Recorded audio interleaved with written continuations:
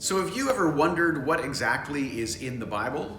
Maybe you're new to Christianity, or maybe you're not a Christian at all, but you've heard some things about the Bible and you're curious to know for yourself what's going on inside of here. And it seems, because it's a book, that you start at the beginning and read to the end and you'd have all the answers. But that's a really, really hard way to read this book. For most people, that's not even the right way. So in this video, I'm going to give you some tips and tricks for how to read the Bible, where you should start, what Bible you should use, and a lot of it's going to be based on exactly what you want to do with the Bible and what you're looking to get out of it.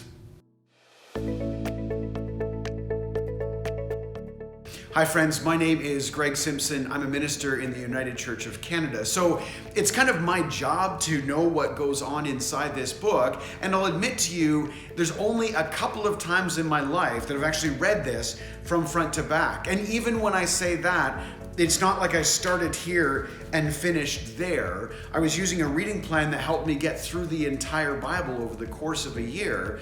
And you read little bits and pieces from different places. That's one way that I've read the Bible, and in that time, my goal was to read the whole thing. And I've done that a couple of times now.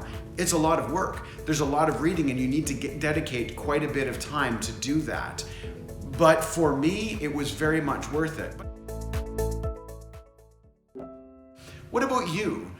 Exactly why are you jumping into the Bible? Maybe you've been around church for some time and you realize that over the course of your life in church, you've never actually read all of it. You've seen little bits and pieces, you've had parts of it interpreted, but there are parts that you still don't know anything about. And maybe if I said, could you flip to the book of Zechariah, you'd be like, I don't even know where to find that.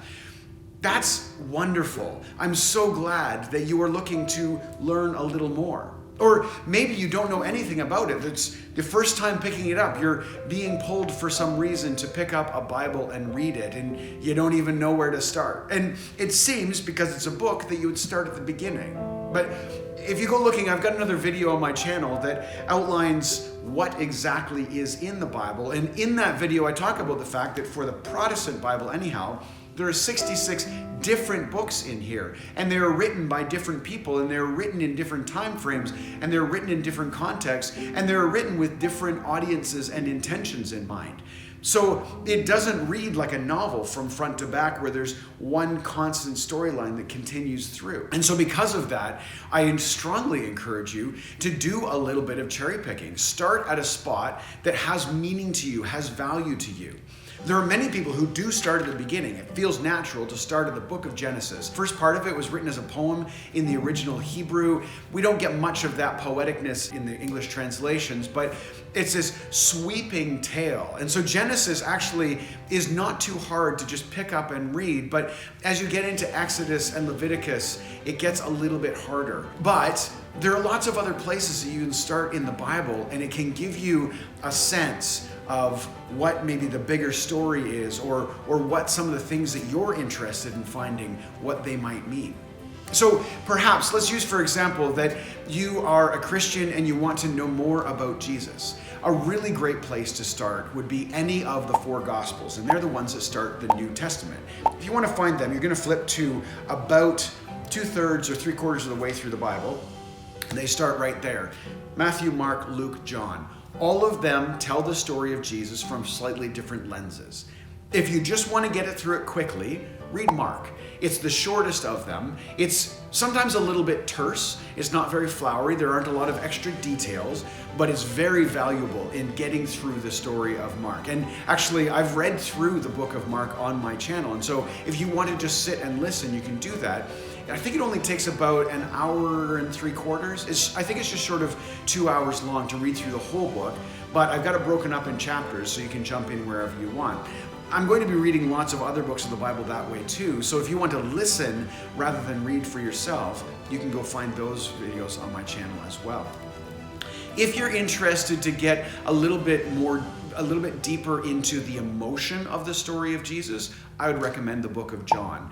It's not always chronological as it walks through Jesus' life, the way that the first three Gospels are, but it works more thematically. And as you read it, you can feel these themes about Jesus' life and these themes about what John wants us to learn about Jesus as we read it through. And it is truly beautiful literature.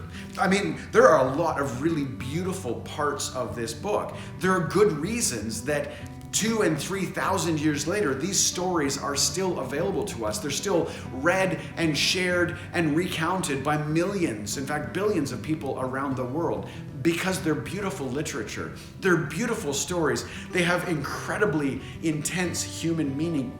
They have a lot to say. Now, perhaps you've got a particular book that you want to read through.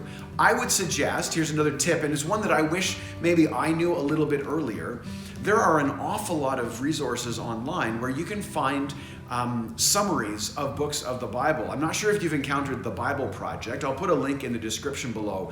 They're an amazing group who put together really beautiful videos that do a summary of each of the books of the Bible, sort of like a Cole's Notes or a Cliff Notes, but they've got beautiful graphics that go along with it. They walk through not just the literal story broken down, but there's some of the intent of why the story was shared that way. And so if you're starting to read a particular book of the Bible, that can help immensely to let you know what the scope of that particular book is going to be. And then as you're reading, you'll be noting where those pieces all fit in the bigger part of the story. If you are a bigger fan of reading than watching, then I would strongly recommend that you pick up a student Bible or a learning Bible. I've got a collection of them. This particular one is a Zondervan New International Version study Bible. And I don't know if you'll be able to see very well, but on each page, this much is the content of the actual Bible, but then this is all references and additional information, and sometimes, like in this case, there's more reference than there is Bible. It makes for a very thick book. There's a lot of reading in here. There's a lot to do, but as you're reading something, if you hit something that you don't quite understand, there's a good chance that there's context, there's more information to be found here. Now, there are a lot of different types of study Bibles. They will lead you in particular directions. Different publishers have different theological lenses that they would share their study work through. And so it's worth finding one that connects with you. Now, of course, you're not going to go buy several $80 or $90 Bibles just to find the one you like, but talk to some friends, talk to perhaps a minister or a biblical scholar or somebody you know who has spent some time in this. If you want to ask me, I would be very, very happy to have some conversation in the comments below about what particular flavor of a study Bible might work for you. Each study Bible has particular context and different theological leanings and different lenses, and that can really make a difference on how you read the Bible. That being said, even the version of the Bible that you choose can make a big difference. If you really, really like the flowery wording of Shakespeare, then I would strongly recommend you look at the King James Bible. It's the one that has lots of these and thous, and if you're reading a book like the Psalms, it is truly beautiful poetry. It's absolutely amazing, and very often, if I'm about to read a psalm, I'll go back to the King James. It's wonderful. A lot of the rest of the time, I personally find the King James a little heavy, a little bit of slogging through because it's using language that's 400 years old. It was translated in the late 1500s, early 1600s, and so that's a time frame where their language, the way they spoke and the way they wrote, is quite different than how we do now. And so there's a lot of interpretation just to get what the meaning of the words are, let alone the meaning of the story behind the words. So that can be a really hard go if you're brand new to this. And then sort of on the very other end of the spectrum as far as readability is there are Bibles like this. So this is an example. This is called The Message. I do recommend this to some people, but this is not a translation. This is called a paraphrase. So there's more intention here to do interpretation of the original wording of the Bible to bring it into a language that feels more comfortable so that the language itself doesn't act as a hurdle. That being said, all of that interpretation has its own lens to it. And what I find is The Message feels very North American. the language and the word choices and even the turns of phrase. I'm Canadian, and sometimes it even feels a little bit American to me, which makes sense. It was written by an American, and he was writing for a very specific context. That being said, if you're starting with the Bible, this can be one of the most accessible ways to jump into it. Now, you don't even have to spend money on these. There are many online resources where all of these Bible translations and paraphrases are available for free. One example that I use all the time is BibleGateway.com. It's really great. You can even do parallel versions, so you can have a verse up here with the Message and another verse up with the New Revised Standard Version and do some comparison back and forth. I do that very often when I'm preparing for a sermon or for working on Bible study. I have in front of me a stack of 6 different Bibles of 6 different translations. Another one that's sort of middle of the road but definitely easy to read is the Good News Bible. I very strongly recommend this for many people. It stays truer to the original words than the Message does, but it definitely has a higher level of readability. You can kind of flow with it a little bit better. So those are a few tips, a few ideas. Another little suggestion: in a study Bible, very often, and not just study Bible, some others do too, very often at the beginning of a book of the Bible, they'll have a little synopsis of what goes on in that book. In this particular one, it even talks, especially for the New Testament, it talks about who wrote it, approximately when it was written, who they were writing to, and what their general intention was. And when you're looking at the 4 different Gospels and realizing that they were written to different audiences for different purposes by different people, it really helps you understand why when you read a particular story in Matthew, it sounds very different than when you read that same story in John. And if you can have that in the back of your head while you're reading, it makes it much more accessible. It makes it easier to get the context of what you're reading. My last tip that I'm going to give you, and I think is probably the biggest and most important one, is work with people you know. Work on this together. Even if you're not going to sit down and read together, because reading is a very private individual thing, but talk about it with people you know. You might know a minister, you might know somebody who's interested in the Bible, you might work with somebody who has some experience in reading the Bible. One of the most valuable parts of biblical work at all is the relationships and the building of learning as you go to other people. One of my favorite things to do is Bible study. When we sit down with a group of people, open scripture and say, what does this say to me today? And if you do stick with it and you've read all the way through the Bible, or maybe you've listened to an audiobook all the way through the Bible, go back and do it again.